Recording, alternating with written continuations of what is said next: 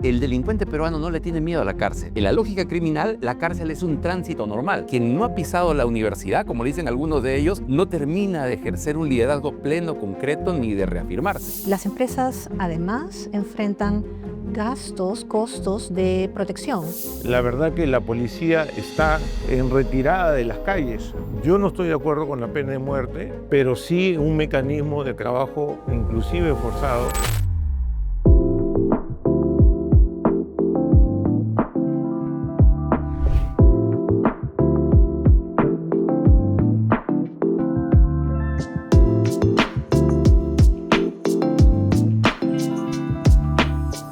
Yo creo que el rol de la inteligencia policial es crucial.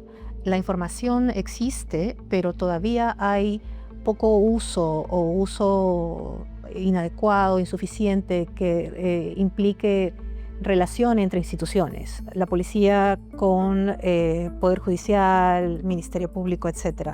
Entonces, existen mapas del crimen que necesitan actualizarse más con información cuidadosa, inteligencia artificial, GPS, etcétera, que permita, por ejemplo, detectar rutas de crimen, zonas peligrosas, y entonces diseñar planes un poco más específicos y acotados en lugar de generales. La estrategia policial por sí sola tiene que estar enmarcado en una concepción mucho más amplia, y ahí va mi primera observación.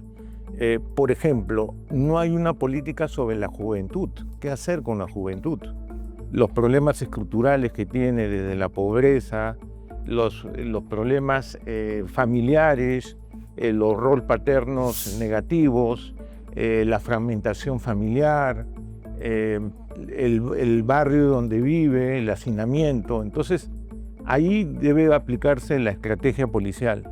Una prueba de que no existe una estrategia policial es que vamos de rumbo a diferentes planes, ¿no?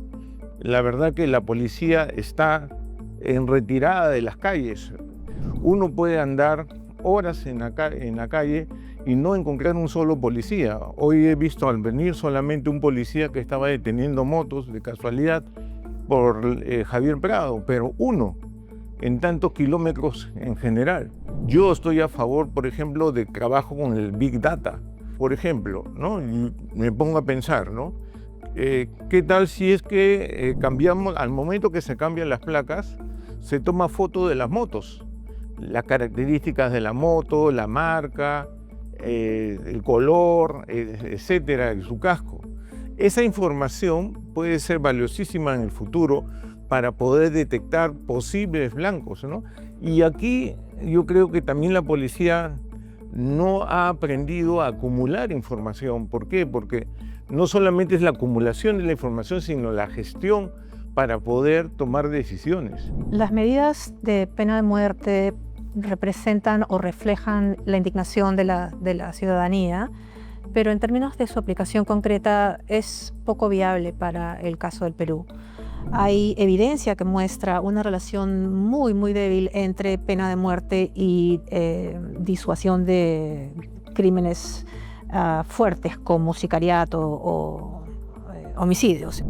El delincuente peruano no le tiene miedo a la cárcel. En la lógica criminal, la cárcel es un tránsito normal. A mí me ha tocado ver cómo cuando entre ellos se consuelan y dicen, aquí vas a madurar, vas a ganar, y es más, en el medio criminal, quien no ha pisado la universidad, como dicen algunos de ellos, no termina de ejercer un liderazgo pleno, concreto, ni de reafirmarse. Naciones Unidas emite un informe, un documento en el 2021, un libro sobre buenas experiencias de este tema, y planteaba el tipo de cárcel que es la que tiene hoy el Chapo Guzmán, o la que tiene Maduro, o la que tiene el Mayo Zambada, o aquellos que le temían Escobar. Los extraditables decían que era mejor una tumba en Colombia que una cárcel en Estados Unidos. ¿Por qué? Porque son cárceles de 3x2, en donde no tienen propiedades naturales, solo lo que le dan, no tienen cosas personales, donde tienen cosas que llevan ellos, quiero decir, tienen cámaras 24 horas, y es un régimen muy duro, pero es un régimen para líderes de organizaciones criminales altamente peligrosos. ¿Por qué plantean esto? Porque en el caso del Perú, por ejemplo, el atentado que llevó a que Dina Boluarte pierda la presidencia, donde atacan aquí en el círculo militar, ese atentado se dirigió desde la cárcel. Pero yo creo que estos criminales deben pagarlo de una manera. Hay cárceles donde el contacto físico, pues, principalmente para los ranqueados, está prohibido. Puedes ver a tu familia, pero a través de una luna. Y cada cosa que se pasa bajo un análisis bastante minucioso. Y eso no existe en el Perú, ¿no? Y también la posibilidad de fomentar el trabajo mucho más pesado que con eso pague a la sociedad el daño que ha hecho, porque finalmente no lo paga.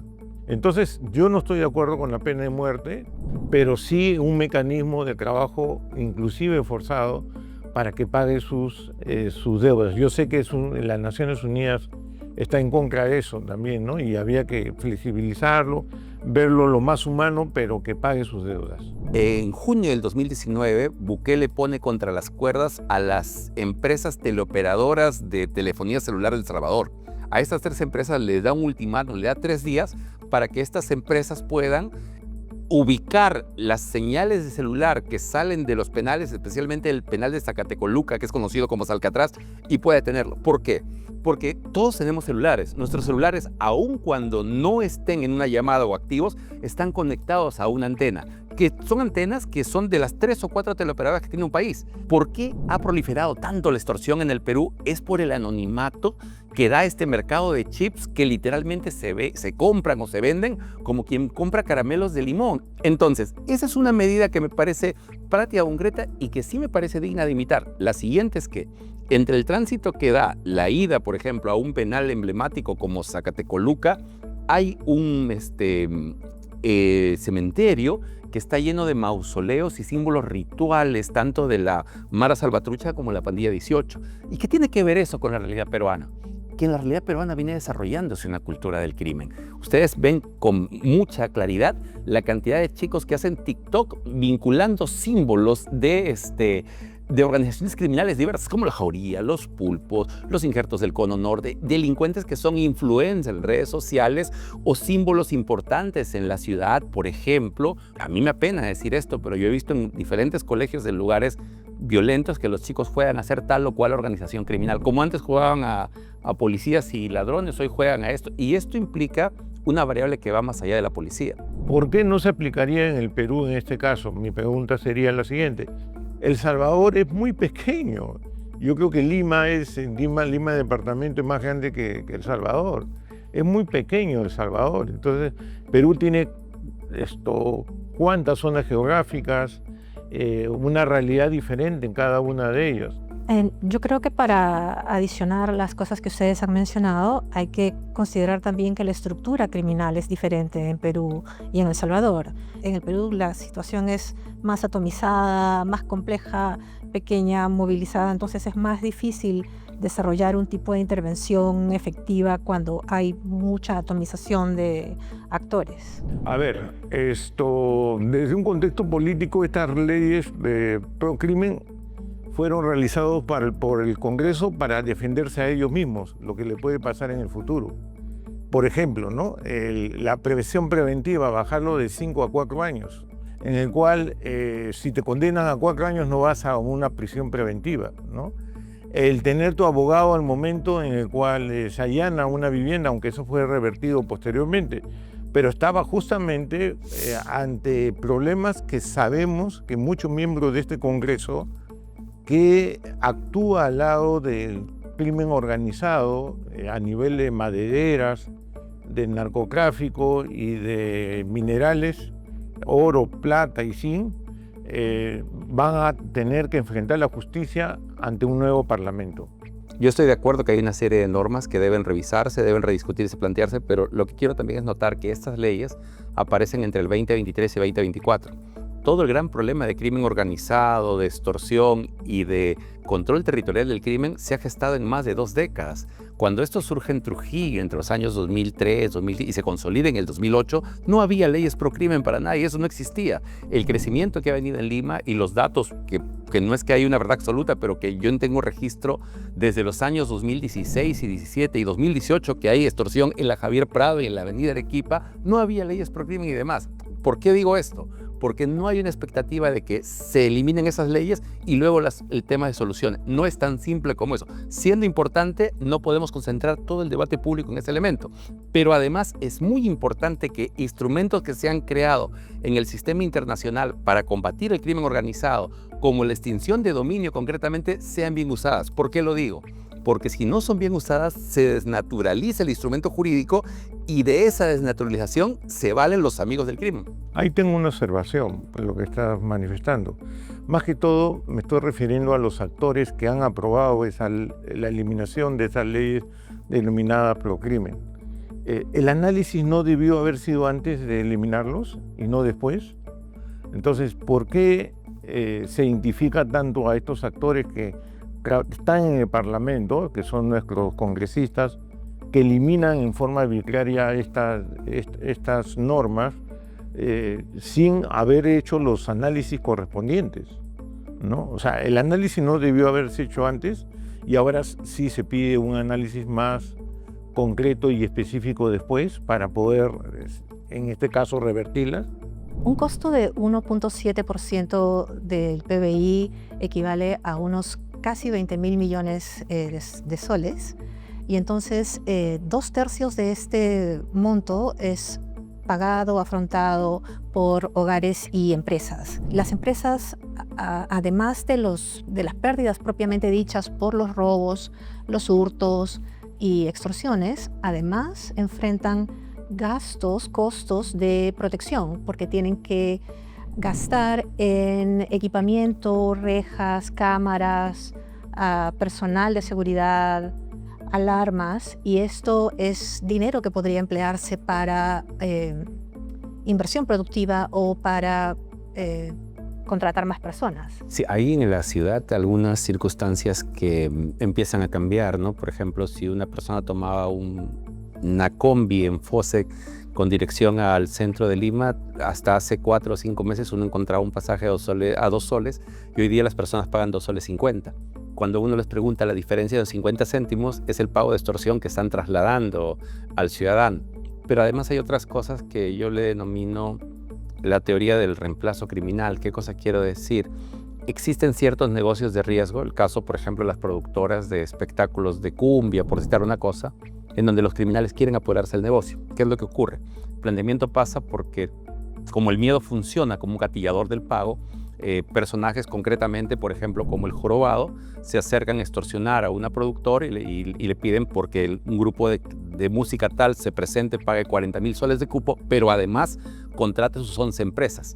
Si las organizaciones criminales tienen dinero porque ellos hacen el crimen por dinero, no lo hacen porque les gusta llamar por teléfono, no lo hacen por divertir, lo hacen por dinero. Ellos se ven, y es horrible decirlo, pero así es, como empresarios del crimen, y el miedo es su gatillador. Entonces, los cálculos que se han hecho del dinero que tiene, por ejemplo, el monstruo, se ha calculado que tiene utilidades de 10 millones de soles. Se ha calculado las utilidades del Jorobado en 25 millones de soles. Entonces, son millonarios. ¿Qué es lo que ocurre con estos personajes? Que cuando tienen dinero, el dinero se hace un problema. No es que hacen un hueco debajo de la tierra y lo meten, sino que tienen que darle vuelta ese dinero en el sistema formal. Cuando pensamos en el crimen, solemos pensar en el aspecto ilegal e informal, pero el objetivo de lavar el dinero es meterlo al sistema formal, y lo hacen a través de empresas de sus familiares, sus hermanos, y en el caso del Jorobado es escandaloso. Las empresas están a su nombre en registros públicos. Hay delincuentes que tienen concesiones mineras a su nombre directamente, y creo yo que una medida inteligente, clara, concreta y práctica es atacar las finanzas del crimen, quitarles el dinero. Si analizamos, por ejemplo, los planes de gobierno, que dicho sea de paso no sirven para nada, porque si uno analiza lo que han propuesto los planes de gobierno de cada partido, no estaba cambiar la Constitución, no estaba concentrar el Senado, no estaba en ninguno de los planes de gobierno. Pero acá hay carta libre de hacer lo que uno desea. Entonces, por eso es que los políticos, los partidos políticos no salen de los lugares comunes y no dan ideas. Sí, yo creo que la indiferencia lleva a que trate de buscarse cierto grito de emergencia aplacado en respuestas facilistas, ¿no? Como pena de muerte, sacar a los militares o cosas que nacen de esa decepción y esa distancia, ¿no? Yo creo que la frustración de la población también lleva a cierta tendencia a aceptar medidas de fuerza o posiciones radicales, etcétera. Entonces, ¿no? Basada más en emociones que en evidencia. Entonces, yo creo que es importante que como ciudadanía demandemos de nuestros candidatos propuestas bien pensadas, basadas en datos, en evidencia, y sobre todo que tengan una complejidad que involucre varios actores sociales y tenga efectos duraderos y no solamente pequeños, cortoplacistas o limitados.